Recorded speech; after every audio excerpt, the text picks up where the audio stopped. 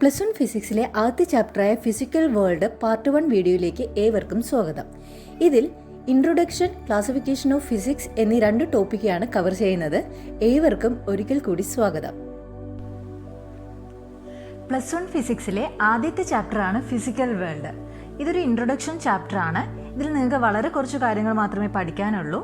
ഇതിനകത്ത് നമ്മൾ ഡിസ്കസ് ചെയ്യുന്നത് എന്താണ് ഫിസിക്സ് എന്നുള്ളതും അതിൻ്റെ ബ്രാഞ്ചസ് ഏതാണെന്നുള്ളതുമാണ് ആദ്യം നോക്കാൻ പോകുന്നത്. രണ്ടാമത് നമ്മൾ ഫണ്ടമെൻ്റൽ ഫോഴ്സസിനെ പറ്റിയും ഈ ചാപ്റ്ററിൽ പഠിക്കും. ഇതിൽ പ്രധാനമായിട്ടും പ്രീവിയസ് ക്വസ്റ്റ്യനിലൊക്കെ കണ്ടുവരുന്ന ക്വസ്റ്റ്യൻ ഫണ്ടമെൻ്റൽ ഫോഴ്സസ് എന്ന് പറയുന്ന ടോപ്പിക്കിൽ നിന്നാണ്. ബാക്കിയെല്ലാം ഒരു ഇൻട്രൊഡക്ഷൻ പോലെ നിങ്ങൾ കേട്ടുവയ്ക്കുക. നമുക്ക് ആദ്യത്തെ ടോപ്പിക്ക് മനസ്സിലാക്കാം. What is physics? എന്താണ് ഫിസിക്സ് എന്നുള്ളതാണ്. നമുക്കറിയാം, നമ്മുടെ പ്രകൃതി അല്ലെങ്കിൽ നേച്ചർ അതിനെ മനസ്സിലാക്കാൻ സഹായിക്കുന്ന ഒരു ശാസ്ത്രശാഖയാണ് ഫിസിക്സ്. അങ്ങനെയാണെങ്കിൽ പ്രകൃതിയെ മനസ്സിലാക്കാൻ നമ്മൾ എന്ത് ചെയ്യും? ആദ്യം ഒബ്സർവ് ചെയ്യണോ അല്ലേ? അപ്പോൾ ഫിസിക്സിൽ ഒരു തിയറി അല്ലെങ്കിൽ ഒരു ലോ ഉണ്ടാക്കിയെടുക്കാൻ നമ്മൾ എന്ത് ചെയ്യും? ആദ്യം ഒബ്സർവ് ചെയ്യും. അപ്പോൾ ഫിസിക്സിൻ്റെ തിയറി ഉണ്ടാക്കാൻ വേണ്ട ആദ്യത്തെ സ്റ്റെപ്പ് എന്ന് പറയുന്നത് എന്താണ്? ഒബ്സർവേഷൻ. അപ്പോൾ സയൻറ്റിഫിക് സ്റ്റെപ്പായ ആദ്യം നമ്മൾ ഒബ്സർവ് ചെയ്യും. അതിനുശേഷം നമ്മൾ എന്ത് ചെയ്യും? ചെറിയ ചെറിയ എക്സ്പെരിമെൻറ്റ്സ് ചെയ്ത് നോക്കും അല്ലേ? ഈ ഒബ്സർവേഷൻ ശരിയാണോ എന്നറിയാൻ വേണ്ടിയിട്ട് നമ്മൾ ചെറിയ ചെറിയ എക്സ്പെരിമെൻറ്റ്സ് ചെയ്യും. അപ്പോൾ സയൻറ്റിഫിക് സ്റ്റെപ്സിലെ രണ്ടാമത്തെ സ്റ്റെപ്പ് എന്ന് പറയുന്നത് നമ്മൾ എക്സ്പെരിമെൻറ്റ് ചെയ്യുക എന്നുള്ളതാണ്. മൂന്നാമത് റീസണിങ് ആണ്. റീസണിങ് എന്ന് പറയുന്നത് നമ്മൾ തിങ്കിങ് പ്രോസസ്സ് ഉണ്ടല്ലേ, ഈ നമ്മൾ എക്സ്പെരിമെൻറ്റ് ചെയ്തതെല്ലാം ശരിയാണോ എന്നുള്ളത് ഒരു ലോജിക്കലി ആയിട്ട് തിങ്ക് ചെയ്യുന്നതിനെയാണ് നമ്മൾ എന്ത് വിളിക്കുന്നത്? റീസണിങ് എന്ന് വിളിക്കുന്നത്. അപ്പോൾ ലോജിക്കൽ തിങ്കിങ് നമ്മൾ നടത്തും. ആദ്യം ഒബ്സർവ് ചെയ്തു, പിന്നെ എക്സ്പെരിമെൻ്റ് ഒക്കെ നടത്തി, അതിനുശേഷം നമ്മൾ ലോജിക്കലായിട്ട് തിങ്ക് ചെയ്തു. അതിലൂടെ നമ്മൾ എവിടെ എത്തുന്നു? ഒരു മാത്തമാറ്റിക്കൽ അനാലിസിസിൽ വന്നെത്തുന്നു. ഒരു മാത്തമാറ്റിക്കൽ ഫോമിലേക്ക് ആ ഒരു ലോയെ നമ്മൾ കൊണ്ടെത്തിക്കുന്നു.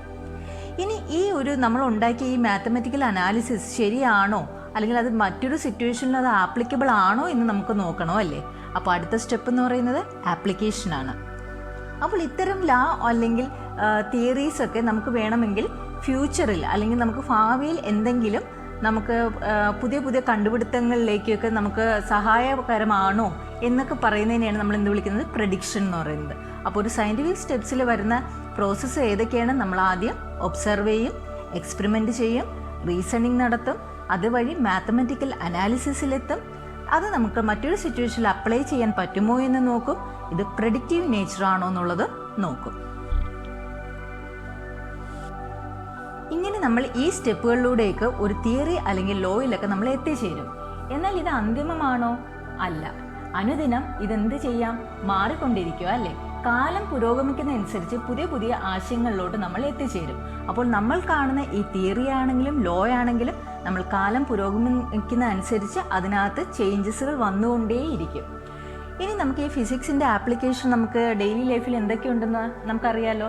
നമ്മളിപ്പോൾ നടക്കുന്നു, ഓടുന്നു, അതൊക്കെ എന്താണ്? മോഷനാണല്ലേ? അതും ഫിസിക്സിൻ്റെ ലോസ് എല്ലാം ആപ്ലിക്കബിൾ ആയിട്ടുള്ള ഒരു ശാഖയാണ്. രണ്ടാമത് നമ്മൾ നോക്കുമ്പോൾ നമ്മുടെ വീട്ടിലുള്ള ഇലക്ട്രിക് അപ്ലയൻസസ്, അതിലും നമുക്ക് ഫിസിക്സിൻ്റെ ആപ്ലിക്കേഷൻ കാണാൻ കഴിയും.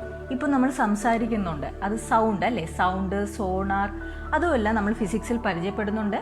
ഇലക്ട്രിസിറ്റി, അതിൻ്റെ സംഭാവന, ഒരു ഫിസിക്സിൻ്റെ ഏറ്റവും വലിയൊരു സംഭാവന എന്ന് പറയുന്നത് തന്നെ ഇലക്ട്രിസിറ്റിയാണ്. പിന്നെ ട്രെയിൻ, പ്ലെയിൻ, കാറ്, അതുമെല്ലാം ഫിസിക്സിൻ്റെ പ്രിൻസിപ്പിൾ അനുസരിക്കുന്നുണ്ട്. ഇങ്ങനെ നമ്മൾ ഡെയിലി ലൈഫിൽ ഏതെടുത്ത് നോക്കിയാലും ഫിസിക്സിൻ്റെ ആപ്ലിക്കേഷൻ നമുക്ക് അതിൽ കാണാനായിട്ട് കഴിയും. 19-ാം നൂറ്റാണ്ട് വരെ ഉണ്ടായിരുന്ന ഫിസിക്സിനെ വിളിക്കുന്ന പേരാണ് ക്ലാസിക്കൽ ഫിസിക്സ്. അപ്പോൾ നമുക്ക് ഫിസിക്സിനെ രണ്ടായി തിരിക്കാം.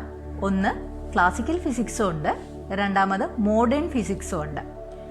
ഇതിൽ മോഡേൺ ഫിസിക്സ് എന്ന് പറയുന്നത് സൂക്ഷ്മ തലങ്ങളിലുള്ള വസ്തുക്കളെ പറ്റിയൊക്കെ ഉള്ള പഠനത്തെയാണ് നമ്മൾ മോഡേൺ ഫിസിക്സിൽ നമ്മൾ ഉൾപ്പെടുത്തിയിരിക്കുന്നത്. ക്ലാസിക്കൽ ഫിസിക്സ് എന്ന് പറയുമ്പോൾ നമുക്ക് നഗ്ന നേത്രങ്ങൾ കൊണ്ട് കാണാൻ കഴിയുന്ന വസ്തുക്കളെ പറ്റിയുള്ള പഠനമാണ്. അപ്പോൾ നമ്മൾ ഫിസിക്സ് രണ്ടായിട്ട് തിരിച്ചു അല്ലേ? അതായത് 19-ാം നൂറ്റാണ്ടിലുണ്ടായ, അതായത് 1890 മുമ്പ് ഉണ്ടായ ഫിസിക്സിനെ നമ്മൾ ക്ലാസിക്കൽ ഫിസിക്സ് എന്നാണ് പറഞ്ഞത് അല്ലേ? ഈ ക്ലാസിക്കൽ ഫിസിക്സിലുള്ള കുറച്ച് ശാസ്ത്രശാഖകളൊക്കെയാണ്. ഒന്നെന്ന് പറയുന്നത് മെക്കാനിക്സ്, രണ്ടാമത്തത് തെർമോഡൈനാമിക്സ്, ഒപ്റ്റിക്സ്, ഇങ്ങനെ കുറച്ച് നമ്മൾ പഠന വിഷയങ്ങളുണ്ട് ഈ ക്ലാസിക്കൽ ഫിസിക്സിൽ വരുന്നതാണ്. അപ്പം മെക്കാനിക്സിൽ പറയുന്നത് വെച്ചാൽ ഓരോ ബോഡിയിലും അനുഭവപ്പെടുന്ന ഫോഴ്സ് അല്ലെങ്കിൽ ബലത്തെ പറ്റിയുള്ള പഠനമായിരുന്നു മെക്കാനിക്സിലുള്ളത്. അതായത് ചില ബോഡീസ് റെസ്റ്റ് ഇരിക്കുമ്പോഴോ അല്ലെങ്കിൽ ബോഡി മൂവ് ചെയ്യുമ്പോഴോ അതിൽ അനുഭവപ്പെടുന്ന ഫോഴ്സ് അല്ലെങ്കിൽ ബലത്തെ പറ്റിയാണ്. അപ്പോൾ ഫോഴ്സിനെ പറ്റിയൊക്കെയുള്ള ഒരു സ്റ്റഡിയാണ് ഏതിൽ വരുന്നത്? മെക്കാനിക്സിൽ വരുന്നത്.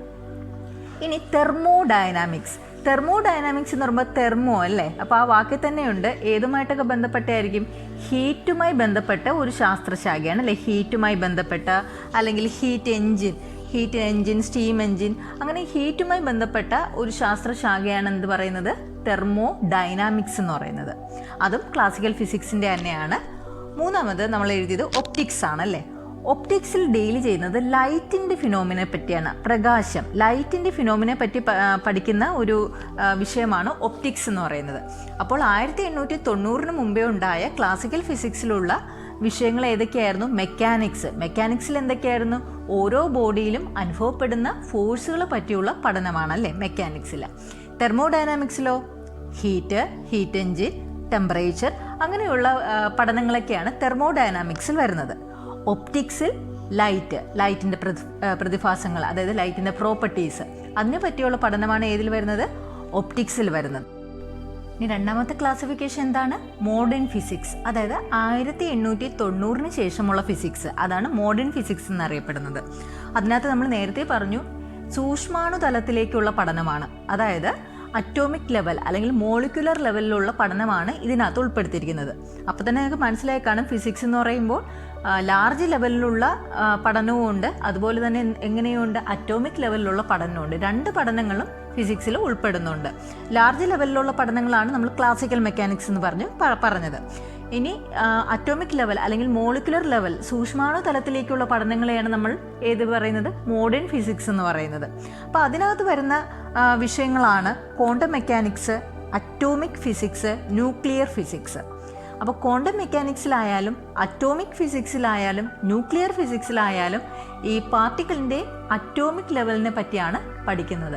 അതായത് ഇതിവിടെ ആറ്റത്തിനെ പറ്റി, മോളിക്യൂൾസിനെ പറ്റി, അല്ലെങ്കിൽ ഒരു ന്യൂക്ലിയസിനെ പറ്റി, അവയുടെ പ്രോപ്പർട്ടീസിനെ പറ്റിയാണ് ഈ 3 വിഷയങ്ങളും പ്രതിപാദിക്കുന്നത്. അപ്പോൾ മോഡേൺ ഫിസിക്സിൽ വരുന്ന പ്രധാനപ്പെട്ട വിഷയങ്ങൾ ഏതൊക്കെയാണ്? Quantum mechanics, atomic physics, nuclear physics. അപ്പോൾ ഇതെല്ലാം നിങ്ങളൊന്ന് പരിചയപ്പെട്ട് മാത്രം വച്ചിരുന്നാൽ മതി. ഒരു പോർഷനിൽ നിന്നും നമുക്ക് എക്സാമിന് ചോദിച്ചിരിക്കുന്ന ഒരു ക്വസ്റ്റ്യൻ എന്ന് പറയുന്നത് ഹീറ്റ് എഞ്ചിനുമായിട്ട് ബന്ധപ്പെട്ട ശാസ്ത്രശാഖ ഏതെന്ന് ചോദിച്ചിട്ടുണ്ടായിരുന്നു. അപ്പോൾ അത് നമ്മൾ പഠിച്ചു. ഹീറ്റ് എഞ്ചിൻ, അതുമായിട്ട് വരുന്ന വിഷയം ഏതാണ്?